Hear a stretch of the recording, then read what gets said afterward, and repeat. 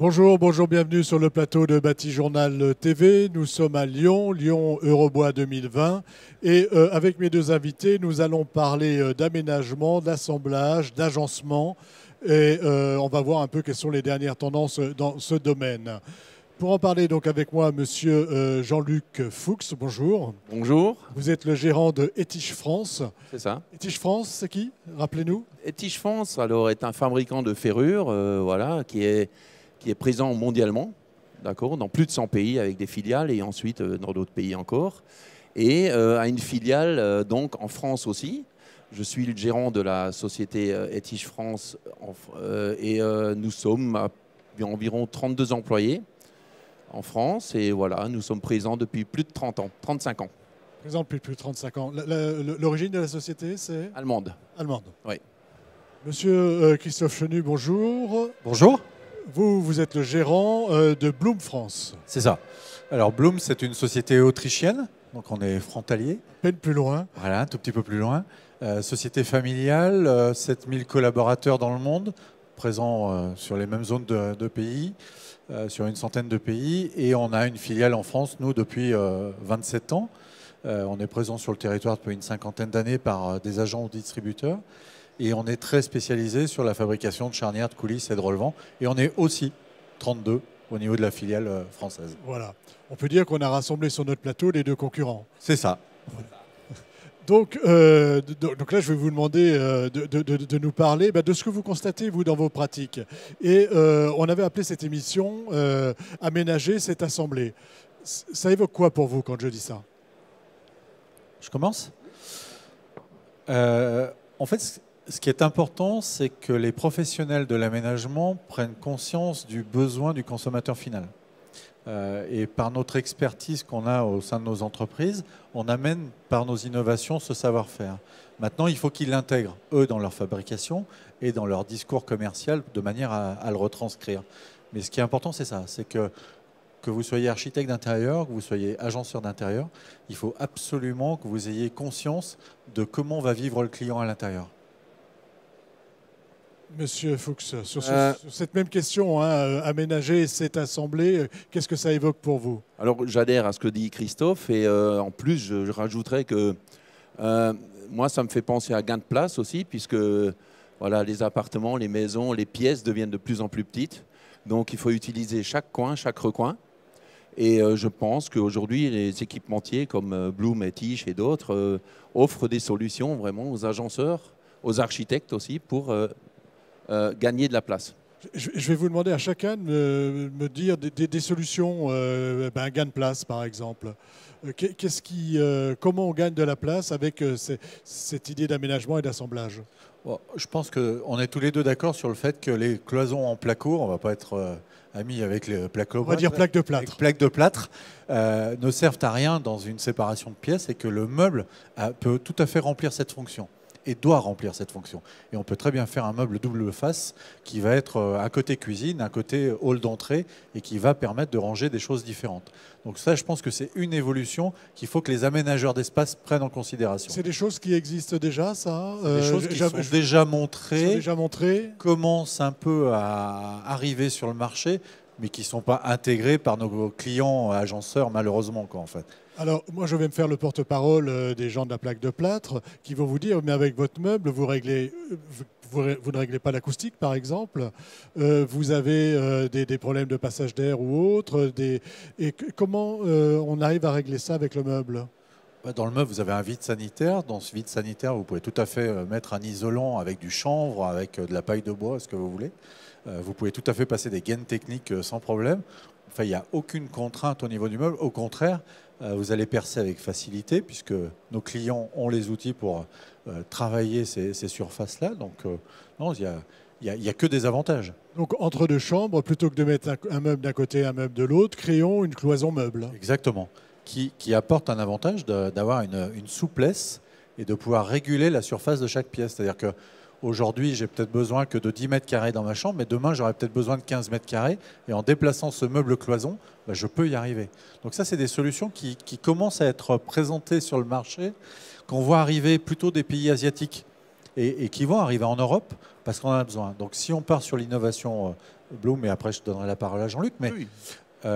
étant donné qu'on remplace le plaque de plâtre, on va travailler sur des hauteurs très conséquentes. Donc on va être sur du 2,50 m par exemple. Et rangé à une hauteur de 2,50 m, bah, c'est difficile d'accès. Donc on a créé, nous, un système de marchepied qui va permettre au consommateur ou à la consommatrice d'accéder à ce volume de rangement supplémentaire de manière sécurisée, fiable et aisée. Voilà, donc ça, une des tendances que vous voyez venir, c'est la disparition de la cloison et son remplacement par un meuble de chaque côté, hein, Oui. meuble qu'on pourra bouger.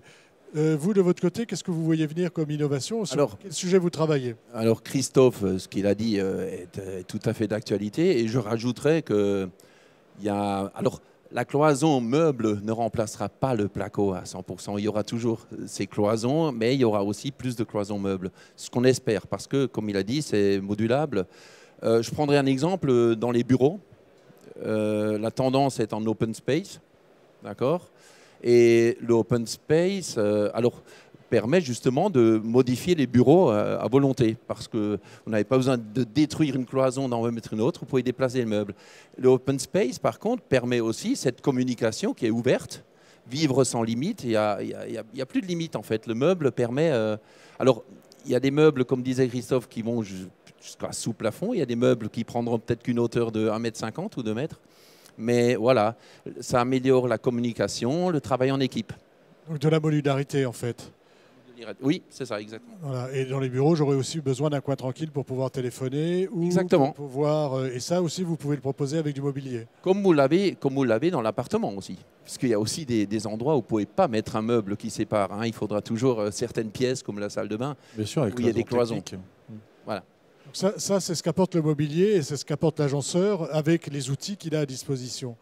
Si on se concentre par exemple sur une ville comme Paris, mais demain Lyon et Marseille auront cette problématique-là, c'est tous ces appartements dans lesquels la semaine j'ai 2 personnes et le week-end j'ai 4 personnes, parce qu'il y a des familles monoparentales recomposées et ainsi de suite. Et on a besoin, au même titre que ce que vient de dire Jean-Luc sur le bureau, de cette modularité, c'est-à-dire que la chambre dans laquelle la semaine c'est un bureau, pourrait devenir une chambre le week-end où j'ai 2 ou 3 couchages, enfin et ainsi de suite. Et il faut qu'on travaille là-dessus. Et assembler, c'est ça. Ouais.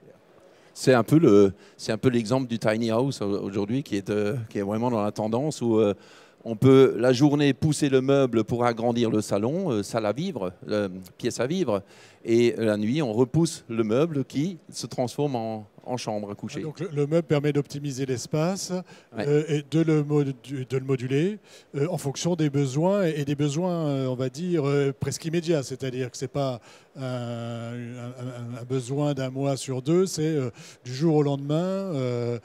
Le vendredi soir, je change la configuration de mon appartement pour pouvoir recevoir plus de monde. Alors, il donnait un exemple de personnes qui sont 2 ou qui peuvent passer à 4 personnes, mais il y a aussi beaucoup de personnes qui vivent seules aujourd'hui. Pardon. Et qui n'ont pas forcément besoin de 50, 70 mètres carrés, qui essayent de vivre dans 18 mètres carrés. D'ailleurs, les tiny houses sont souvent présentés dans cette configuration-là.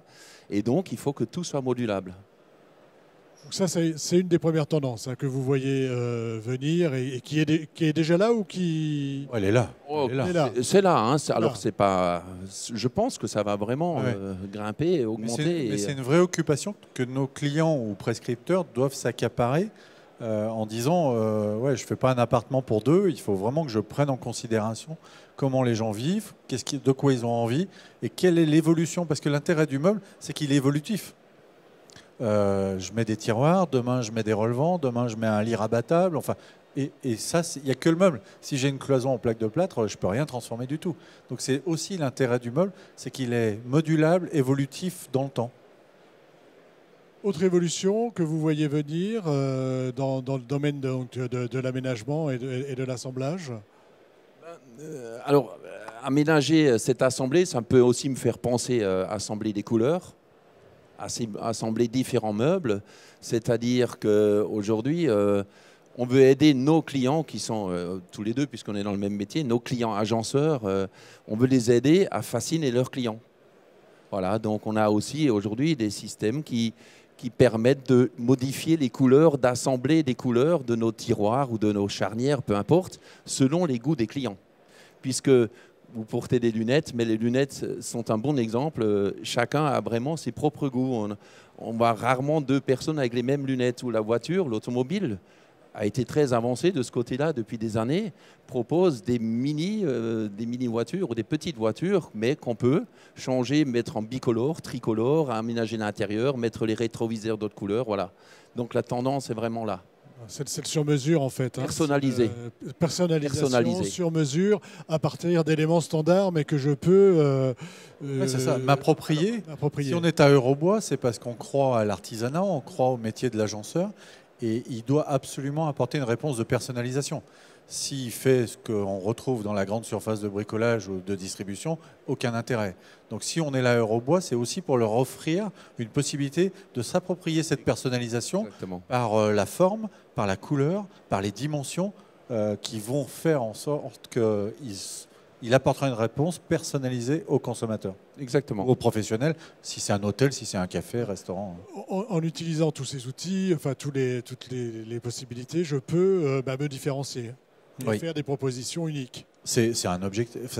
Voilà. Rendre un tiroir unique, rendre un meuble unique. Voilà. C'est unique que vous, hein, d'ailleurs. Pardon ? C'est comme ça qu'on dit. Aussi unique que vous. C'est unique que vous. Ça, c'est votre pitch à vous. C'est notre slogan. C'est votre slogan. Aujourd'hui, on en est donc à peu près là. Est-ce qu'il y a encore d'autres évolutions que vous voyez ? On a parlé par exemple tout à l'heure du bureau. Il y a beaucoup de réflexion sur le bureau. On fait beaucoup de rénovation énergétique du bureau et on en profite pour changer un peu les usages ou les adapter. Est-ce que vous travaillez aussi sur ces questions-là ? Oui, on travaille surtout. Alors vous demandiez s'il y a encore d'autres. Il y a, Christophe en parlait tout à l'heure, il y a l'ergonomie, qui est un sujet très très important parce que, je reviens, on est parfois un peu contradictoire sur le sujet. On doit monter de plus en plus haut pour permettre de plus en plus de rangements et ils peuvent ne plus être accessibles à un moment donné. Donc il faut rendre tous les rangements qu'on crée accessibles. Et facilement accessibles. Facilement accessibles, aisément accessibles. Donc je crois que tous les équipementiers, tous les fournisseurs aujourd'hui offrent des solutions.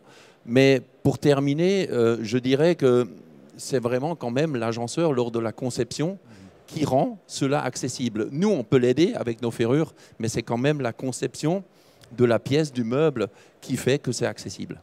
Donc c'est en partenariat qu'on doit vraiment faire ça. C'est un partenariat. Comment ça se passe dans la vraie vie avec les agenceurs qui viennent vous voir là ?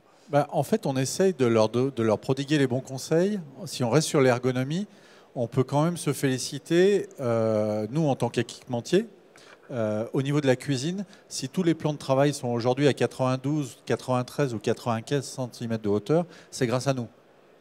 Ce n'est pas grâce à l'agenceur, ce n'est pas grâce à l'industriel, c'est parce que nous, en observant les usages chez les consommateurs finaux, grâce à nos services R&D communs, on a observé qu'il fallait remonter ce plan de travail.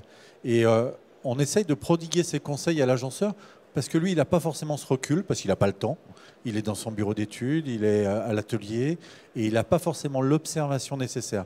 Donc la chance d'un salon comme celui-ci, c'est pour lui un moment, on va dire, de mettre un coup de frein à main sur son activité quotidienne, de visualiser les tendances et d'écouter, on va dire, les bons conseils qu'on peut avoir aujourd'hui au niveau de l'aménagement. Vous constatez la même chose, c'est à peu près les mêmes demandes que vous avez auprès de vos clients ? C'est les mêmes demandes et je répète, c'est qu'en partenariat avec ces agenceurs qu'on peut réussir à vraiment offrir au client final ce qu'il veut exactement et d'avoir exactement et aisément d'atteindre ces rangements. Mais je pense que l'industriel a bien compris qu'un salon est important, qu'il faut visiter les salons pour découvrir des solutions, des nouveautés.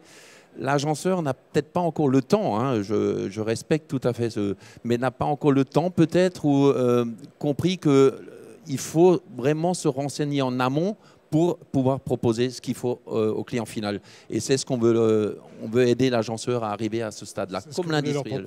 Comme l'industriel, c'est-à-dire venir leur proposer des solutions, mais aussi les amener à voir ces solutions, c'est pas toujours évident. Après, il n'y a rien de plus ingrat qu'un professionnel qui s'entend donner des conseils par un particulier parce qu'il est allé sur Internet et il a découvert plein de choses. Et moi, en tant que professionnel, je ne le sais pas. Donc le but d'un salon comme Eurobois, c'est vraiment de donner un point de rendez-vous tous les 2 ans de manière à ce que nous, spécialistes de l'agencement, on puisse apporter ces renseignements et faire évoluer, c'est un peu présomptueux ce qu'on va dire, mais faire évoluer le métier parce qu'il en a besoin. Ensemble, oui. Ensemble. Oui. Et tout le monde en tirera des bénéfices. Oui. Je dirais même que 2 ans, c'est peut-être long parce que si une solution sort juste après ou juste avant, on n'a peut-être pas le temps de la montrer, donc ça repousse à... Ça vous impose de programmer un petit peu. Non, les- donc On la mettra sur Internet. Ok, on organisera un autre salon. Écoutez, merci, d'être venu ici nous parler d'aménagement et d'assemblage et des dernières tendances dans ce domaine qu'on voit un peu pointer et des appartements plus petits, donc des rangements plus importants et qui vont remplacer les cloisons. Merci à vous. Merci beaucoup. Merci d'être Merci. venu sur le plateau de Batijournal TV. Une émission donc à retrouver sur notre site internet et sur les sites de nos partenaires que sont Eurobois et France Bois Forêt. Merci à vous.